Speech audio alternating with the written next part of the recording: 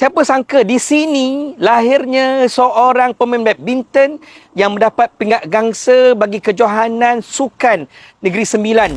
Walaupun sekolahnya tak ramai lagi pelajar, tetapi subhanallah bakat dan potensi sangat luar biasa.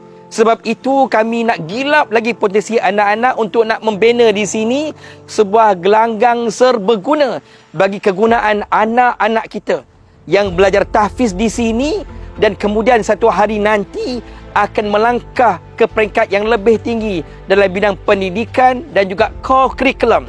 Tuan-tuan dan puan-puan, kita memerlukan lebih kurang RM100,000 untuk nak membina gelanggang ini. Dan insya-Allah pada tahun yang akan datang kita nak buka luas lagi sekolah ini biar ramai anak yang dapat menuntut ilmu di sini, sekurang-kurangnya 200 orang. Siapa nak bantu kita semua untuk nak melahirkan bakat-bakat hebat, korporat dan juga profesional hufaz ini, tuan-tuan dan puan? Hanya kitalah sahaja.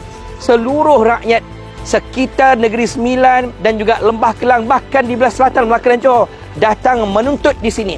Tuan-tuan, mudah-mudahan bila kita ini memberikan ataupun menyempurnakan keperluan anak-anak kita, kita membantu mereka yang merupakan ahli syurga yang berjihad pada jalan Allah. Seperti mana yang Nabi sebut dalam hadis, man kharaja fi talabil ilmi fahuwa fi sabilillah hatta yarji'.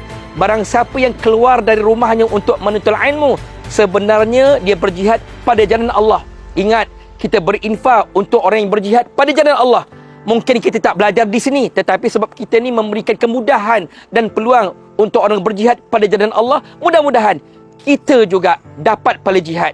Dan mudahan tuan-tuan dan puan, Allah memudahkan kita semua berinfak bersama dengan Mahat Tahfiz Integrasi Sahabat Insani Nilai Negeri Sembilan.